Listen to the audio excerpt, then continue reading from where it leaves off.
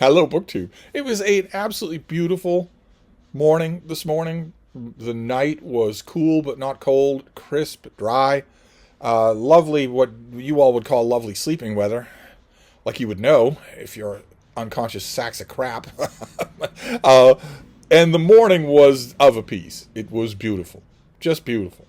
I don't know whether or not it is the last gasp before days of threatened rain and clouds. It seems like that might be true, but the mere hint of that in the forecast was enough to get me up bright and early and send me to the Brattle Bookshop in downtown Boston, which is a place that I love. It's a full-scale used bookstore, but it has, in addition to that, a sale lot outdoors with bargain books that are $1, $3, or $5, and not arranged in any way except by price. So, and it changes out there all the time. So if you go to that outdoor sale lot, especially if you haven't been keeping an eye on it day by day, the only way that you're going to get a fair idea of whether or not it's containing gems that you simply cannot live without is to pore over every book, which is almost impossible to do. You probably can't do that. I've tried, and your eyes tend to glaze over. And plus, a lot of people don't have the time. A lot of people don't want the time either. The sale lot is right there on the sidewalk, so when I'm browsing in the sale lot, as I was this morning, you hear people as they're passing by. And that can be pretty depressing. My favorite comment this morning was three tourist type people wandered up the street. You can't see the Brattle from a great distance away, so it tends to surprise people. They're walking up the side street of West Street, this little connecting street between Washington and Tremont Street. It's a little connecting street, and if you take the hard corner on Washington and you're walking up West Street, you won't see the Brattle coming until you get to this lot full of books. And it caught three people by surprise, and they all started saying, oh, books, oh, I love books, oh, look at these. And one of the three stopped at one of the carts right by the sidewalk to touch some of the books. This was literally the time frame that it took place in. Oh, look at all the books. Oh, isn't this great? Hey, look at this one. Okay, you ready? That was the literal time frame, and they were gone. So the one person who even deigned to touch the books was hurried on in about 10 seconds. But I was there for a while, and I browsed, and I got a pile of books. I do not need a pile of books, but I got a pile of books. I thought we'd go through them. The first one was not a book at all. It's a magazine. I was firmly dead set against even looking at these things. The Brattle, on a recent buy, got hundreds and hundreds of issues of Astounding, Analog, Asimov, magazine of science fiction and fantasy. Hundreds of issues of them. They're all out in the sale lot. Huge amounts of great reading in those issues, regardless of the duds. I mean, they're square-bound anthology issues, so there will be duds. And I have had, at one time or another, large libraries of those. I've had large collections of them that piled up when I subscribed to them. And I've even been tempted by older issues as well. And I have firmly set my face against that because they end up being white elephants. I don't know where to put them. They don't go right on bookshelves. They slide all over the place. I ended up moving piles of them from place to place. So I got rid of all those piles. And when I saw this collection come to the sale lot, I told myself, don't even look at them. Don't even look at them. But they're still there. A lot of them, hundreds of them are still there. And so I weakened a little, and I thought, well, you can look at the cover art. The cover art is fun. You do that, at least. That's not committing. You just don't buy any of them. That's all. And I swear, I went to one of those carts. I randomly picked one thing. I did not look at any others. I did not thumb through them all. I picked one thing. I picked Asimov science fiction from October of 1995, and the cover story by Alan Steele is called The Death of Captain Future, who's an old pulpy science fiction character that I very much love. So I saw that and thought, oh, come on. You can't not get that. That's too much of a coincidence. You can't not get that. Actually, my trip today at the Brattle was haunted by coincidences, which I hate, as any superstitious person of Irish extraction will do. I hate coincidences. But I couldn't leave this behind. And we'll just see what Alan Steele has to say about Captain Future. I don't know, actually, off the top of my head, if Captain Future is a viable IP. Is Captain Future copyrighted? Is an old pulp character from the 40s copyrighted? Does somebody own the copyright to Captain Future? He's such a dorky, dated concept that I can't imagine anyone would ever do a Captain Future novel or comic book. So did Alan Steele need to get somebody's permission to write about Captain Future? I don't even know. I guess I'll find out. Maybe he writes about it. I couldn't leave that behind, but I am making you a promise. On Deb's grave, I can dream, can't I? I will not be even looking at these issues again, because this proves that looking is a danger. So I will not even be looking at these things again. I will wait. It doesn't seem to me like there's a whole lot of traction on them anymore. So I imagine that the 400 or 500 that are out in the sale lot still are probably going to stay there until the end. But I will not be decreasing their number by even one more issue. But that was one thing. Then this next one is a rebuy of a kind. I got this book, I think, as tribute during the summer. And I was very grateful for that, but it didn't take me long manhandling the thing to realize that I wanted the trade paperback and not a hardcover. So I got rid of the hardcover and just told myself the Brattle will provide. I will see the trade paperback. I'll see it often. I see it often. It's not a hard thing to spot. And I did today. The Penguin trade paperback of Innocence at Home, of Gary Will's study of America under Ronald Reagan. It's a really, really good book. It's terrifically readable. It belongs on a short shelf of Reagan stuff, of really good, genuinely good Reagan stuff. There isn't much of that, because Reagan is one of those figures that causes people to lie about him. But this would be on that shelf, and so I knew I wanted the book, but I didn't want the hardcover that I think one of you sent me as tribute. So I just waited. I didn't have to wait very long. with a thing like this, you never have to wait very long. Then this next thing I've never seen before. This is by Millard Davis, and it is called The Near Woods. It's an oblong-sized thing. With original illustrations by Matthew Kalmanoff. And they are, the illustrations are of a piece with the book in that the author seems to be describing various biomes and who lives there and how they change with the seasons and how beautiful they are and whatnot. It's a nature book. That was all I really needed. I love this kind of thing. Yeah, see, there we go. I love this kind of thing, but also it seemed fairly humble, and I like those even better, where an author, or preferably a naturalist, goes to a nearby wood, something that they know well, and just studies the hell out of that. I like those a lot. This will probably not be a keeper, but it will also probably be really, really enjoyable. I'll probably really like it. Of course, the key with the Brattle, key with any used book shopping, is to get keepers. It's to get things that I won't be just blowing through. That sometimes that is even acknowledged in my own mind as not being the case. Sometimes I see something at the Brattle and I know perfectly well I'm just getting it because it's $1 and I'm curious. But ideally, I would like to keep a lot of. I would like to find things that I'm going to get value out of forever. That's all the more problematic, I guess, now, because right now, at this exact moment here at Hyde Cottage, I have not one, not two, not three, but 4 completely empty bookcases. So the whole idea... Do you want to come over here? What are you doing? Oh, are these in your way? There's always something in your way, isn't there, baby? Because you're so small. There you go. There you go. Oh. She just stares. When there's something in her way, she just stares at it rudely because I have not moved it yet. Because she's so tiny. When I've had bigger dogs, they just move things out of the way. They knew perfectly well they weren't going to be penalized for it. She doesn't do that because she never knows if maybe the thing she's trying to move is too big or whatnot. But anyway. Let's see. Where were we? Oh, right. All right. We're going to move on. This thing was also a coincidence. I am hunkered down right now. I have read, and now I am hunkered down in the details of a new biography of Muriel Spark. by Francis Wilson. That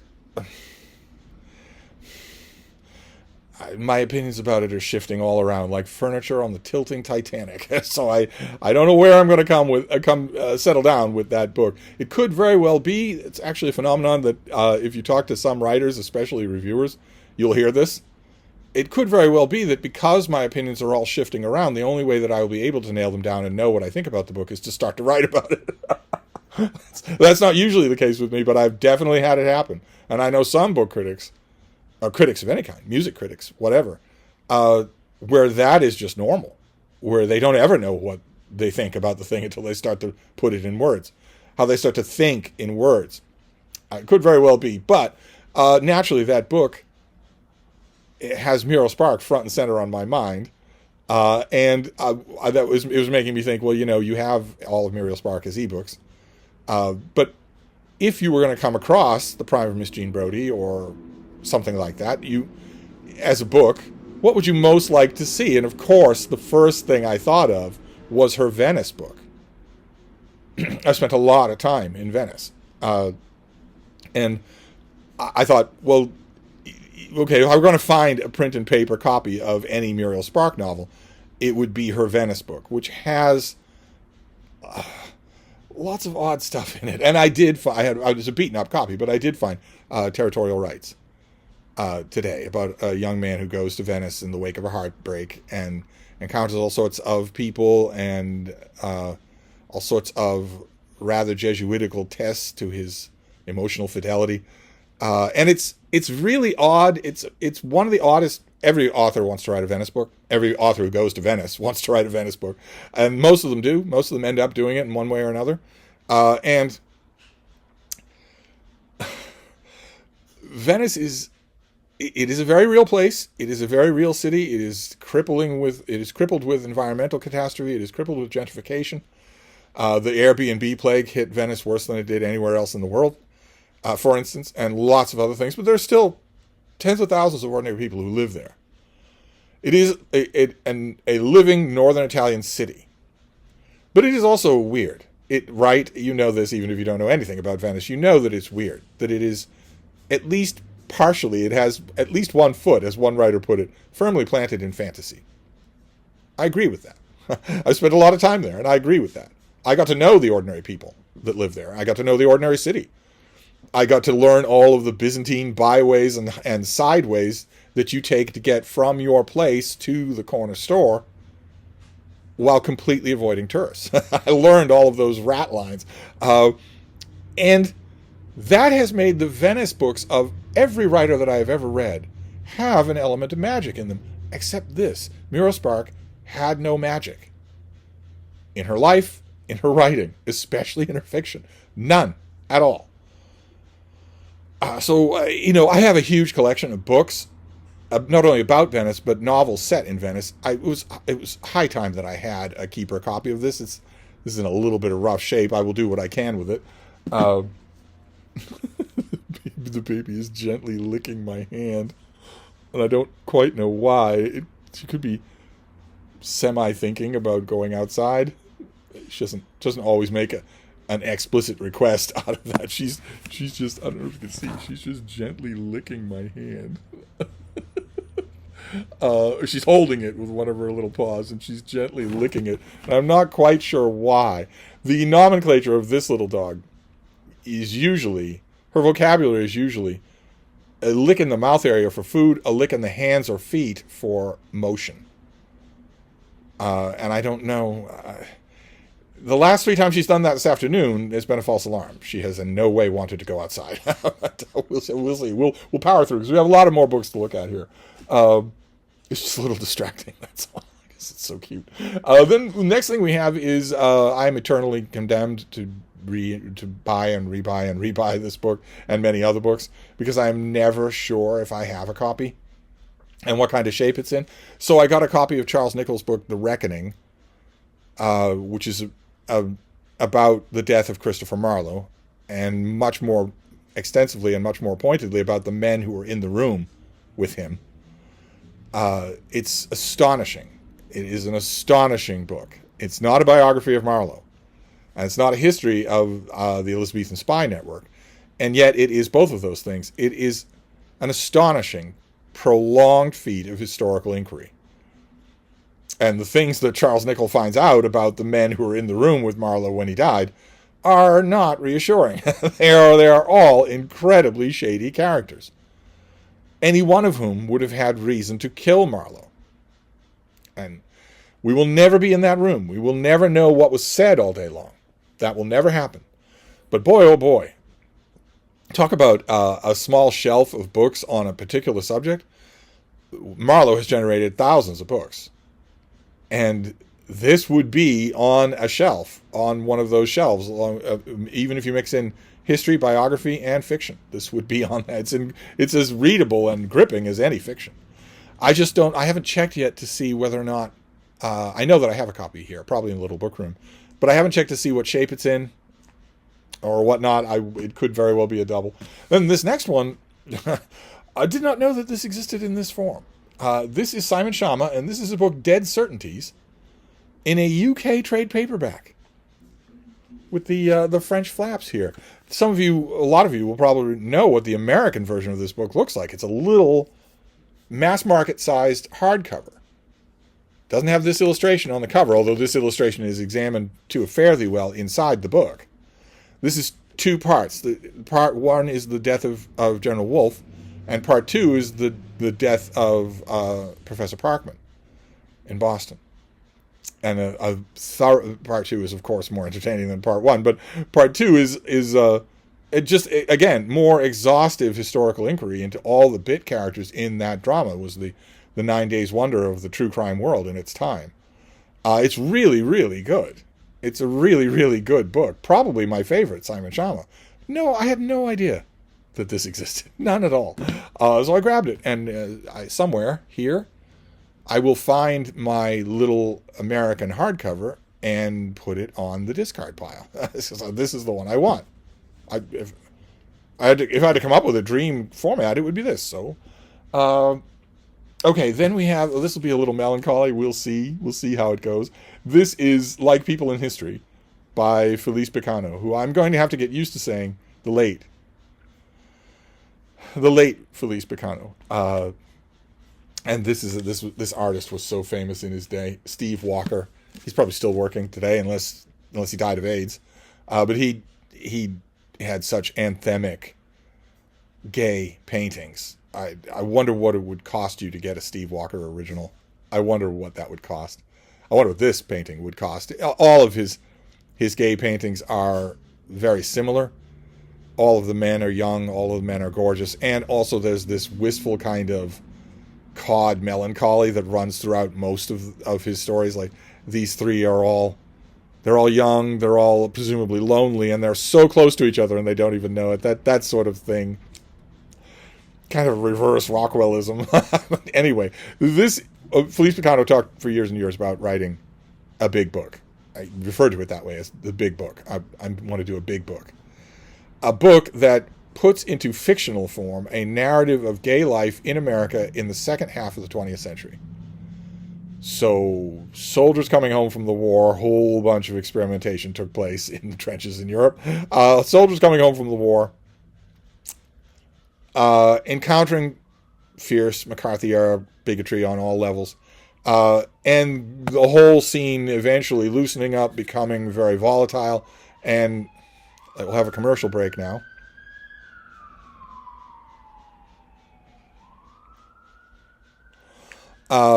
And then sort of a two-moment culmination with Stonewall riots and AIDS. And he does this. I've read this book. I read it when it first came out. That would have been the mid-90s? 1995. Yeah, I read it when it first came out, and then I've returned to it periodically, always trying to wonder what it is in this author's oeuvre. What is it? Because whenever he talked about the big book, he talked about it in more than just one sense. He also meant that it would be important with a capital I. And I've always wondered, I keep going, every time I go back to this thing, I wonder, okay, well, this seems like more of the same. Not that Your Same is bad. Your Same is very good. It reads like Quicksilver, and it's very chatty. It perfectly captures the argot of the time. If you're trying to do something else with this, are you doing it, or are you just letting this thing's length give it heft? Every time I've gone back to it, I haven't known where I stand on that or what to do about it. And that conflict was immeasurably complicated by two things that have happened since the last time I read this book. One is that Felice Picano died. So this will be the first thing by Felice Picano that I'm reading when he is no longer alive. And the second is that Larry Kramer wrote a novel about gay life in America in the late 20th, in the second half of the 20th century. That is amazing. It is incredibly brilliant. It is handily better than this. On the exact same patch, working the exact same ground. So I don't know. It's going to be fascinating to me. I will reread this before the end of the year. It's going to be fascinating to see what I make of it. It will be. I will be pleased, sad but pleased, if rereading this sends me back to the novels of Felice Picano. I will be pleased if that happens. If I read this thing, completely open mind, settling down with it, and at the end I feel an overwhelming urge to return to Larry Kramer's book, oh, how horrible that will be. What a gut punch that will be. I don't know. I don't know. I saw it out in the sale lot and thought, well, yeah, time to read it now that he's the late Felice Picano. Okay, then we have a novel from fairly recently. When are you? You're 2024? 2014. This is First Impressions by Charlie Lovett, the author of The Bookman's Tale, which I read and liked. This is one of those dual frame historical fiction, quasi-historical fiction pieces that I recently left them out of a recent video about historical fiction, and a lot of you were saying, okay, we understand you want just pure historical fiction, and so you don't want any part of the book taking place in the present day and looking back on the history, but could you make a separate video for the books that do that? Because I like a lot of them. And this is one of those where a modern day researcher is trying to figure out whether or not Jane Austen stole the plot for Pride and Prejudice. And so half the book takes place in Jane Austen's day and half the book takes place in the present day. I don't think I read this, even though I like The Bookman's Tale. This doesn't ring a bell. So we'll give it a try. I have very little patience with dual narrative quasi-historical fiction. And also, what difference does it make? Right? It's not exactly the great Da Vinci Code hunt for the mystery of the ages. What difference does it make if Jane Austen stole the plot to Pride and Prejudice? What difference does it make? If she stole the plot, she turned it into Pride and Prejudice. There was no one else in the world who could do that. So there's been very few people in the world since then who could do that. So what difference does it make? But I don't know. Okay, this next one is another coincidence. Because just last night, I read this, which I got in the summertime, maybe even earlier than that. Yeah, I got this in the spring. Possibly when David Murphy was here. It's about the RFK assassination. It's fascinating. It's gripping. The RFK assassination is riddled with problems. The official story is riddled with problems. An old friend of mine who's now also late used to love to talk about how the official story makes no sense at all. It's not a question of you digging down into the weeds or going down any kind of rabbit hole. All you have to do is listen to any eyewitness, any eyewitness at all. Not like the JFK assassination where 30 eyewitnesses out of 150 say that something happened on the grassy knoll, but all the others, 120 other people, say that nothing did. Not that. It's that when you start to examine the eyewitnesses and the primary sources for the killing of RFK, all of them contradict the official statement. All of them do. They also, no, that's not true at all. No, absolutely not. No. None of what you just said is true. So I just reread that book, and today I found this from Robert Blair Kaiser. RFK must die. It's a very different title, but that could just be branding. This thing has seen the ringer. It has been loved. And what did this? You come out in the 1970s?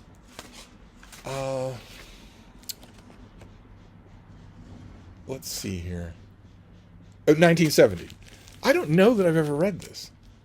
I know that I've read this author. He's written a lot of books on the Catholic Church that have been quite good, intelligently done. That's not easy to come by, and he's done quite a few of them. So I think I've read him 3 or 4 times. I don't know that I've ever reviewed him, but this is another example of a Brattle coincidence. I no sooner finished a Robert Kennedy Jr. or not Robert Kennedy Jr. Don't get me started. An RFK assassination book, then I read another one. I found another one. So that will be high on the list. It's always a question whenever I get a Brattle haul, what's going to be the thing that's going to break through to the little book room that night. Because I like to start on these things right away. I am not the usual book hauling booktuber who gets a gigantic stack of books and throws them in a corner and never to be seen again. I get to work on these things right away. I read everything that I buy. I'm not sure off the top of my head what will be the first one. This could easily be it. After all, dead Romans, dead Kennedys, and dogs. But anyway, this next one gave me qualms even while I was holding it. I really should have put it down and just swapped it out for some book about World War I or something like that. I really should have. I didn't at the last minute. I just didn't do it. I got it. This is by Arnold Weinstein, and it is Morning, Noon, and Night. Finding the meaning of life's stages through books. Where the author, who we are told in his author note, divides his time between Brown University, Block Island, Stockholm, and Brittany. So the author's an a-hole.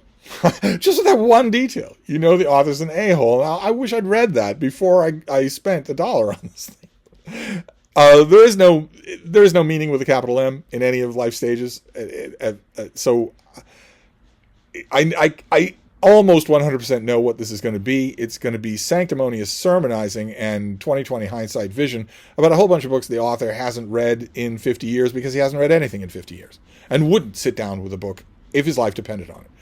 I've read, to put it mildly, many books like that just pour treacle all over these living, vital, threatening things that I love so much, and make them into just a... Anyway, I'm still going to give this a try. I could be wrong. All of my instincts are telling me it was a bad buy. But it certainly won't be tonight, but I will give it a try by the end of the year. And then we can finish up with something that was a real find. This is David Thompson, and I found his book, Have You Seen? The subtitle is A Personal Introduction to 1,000 Films. And this is by the author of the New Biographical Dictionary of Film.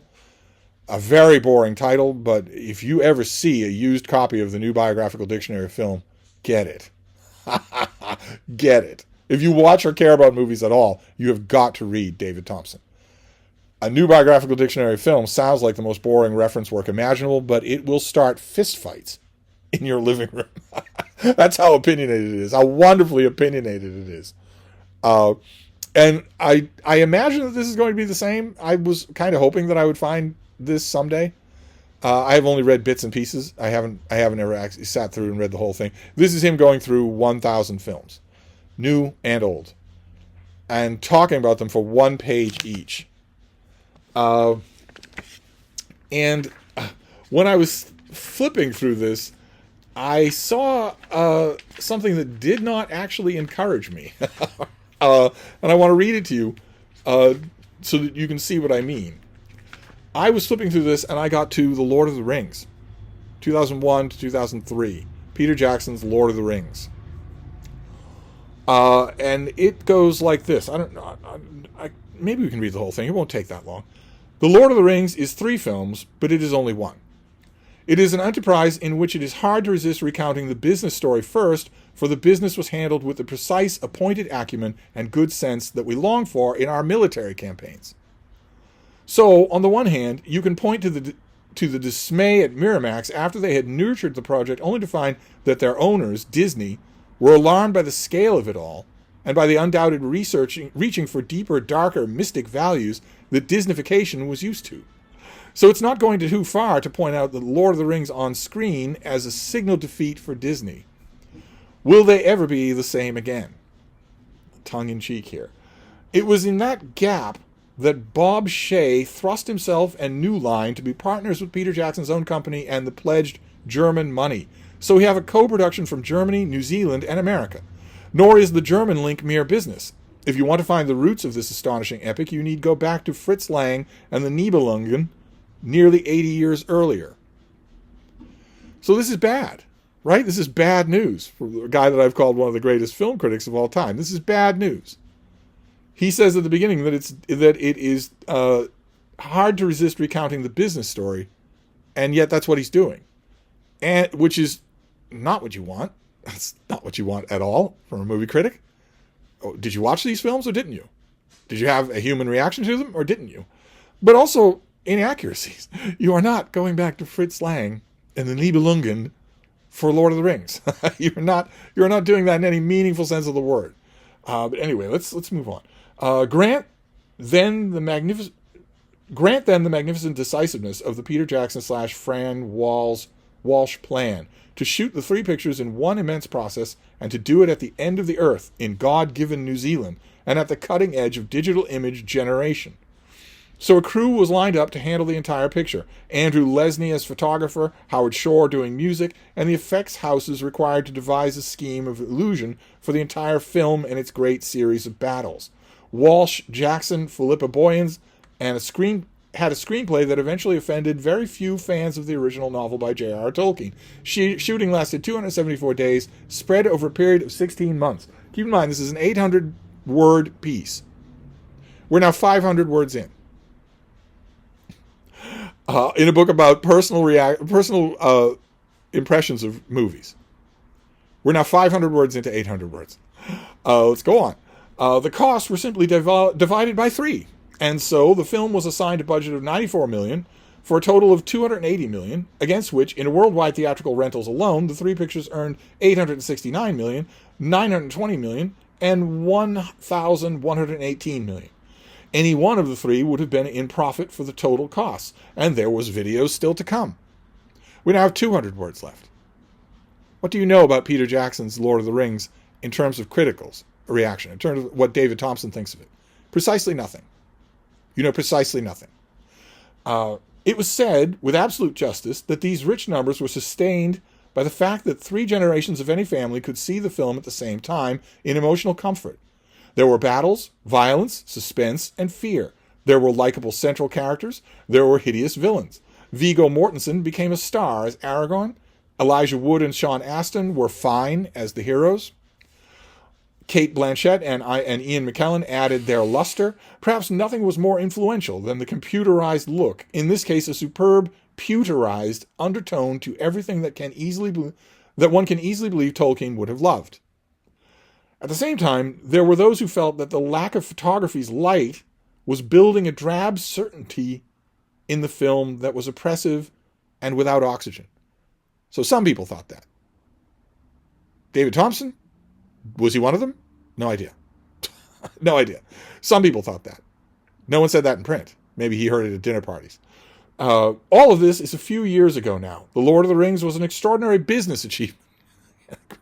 But this evening, if I had to watch something special from Peter Jackson, I'd prefer Heavenly Creatures, which I still think of as a work of art, whereas Tolkien pictures are a regime undergone. So that's a small taste of how this starts arguments, because that is a rare example I'm hoping, a rare example in this book of just a waste of your time. That 800 words is just a waste of your time. There's nothing in there about the movies at all. Maybe that word pewterized. P-E-W. Maybe that. One word. But fine. Imagine fine. Well, they're fine. Okay. All right. But anyway, this is still going to be a joy to go through because he gets the blood pumping. He's terrific in that regard. So there you go. We have you seen David Thompson's sarcastic play on the movie critics version of Have You Read? We have RFK must die. We have first impressions. about whether or not Jane Austen stole the plot to Pride and Prejudice. We have Morning, Noon, and Night about comfort found in old books. We have Like People in History, Felice Picano's big epic of gay life. We have Dead Certainties, 2 pieces of historical investigation. We have The Reckoning by Charles Nicholl about the death of Christopher Marlowe. We have Territorial Rights by Muriel Spark, her Venice novel. We have The Near Woods by Willard Davis, a gentle little piece of natural history. We have Reagan's America by Carrie Wills. And finally, The Death of Captain Future. What on earth? What on earth? So there you go. That is a Brattle book haul to start the week. Doubt that I'll be going back to the Brattle this week. It's going to be rainy, I think, for a large part of the week. So we shall see. If I do, I'll take you along. Anyway, I'm going to wrap this up, but I'll be back. Thank you, BookTube.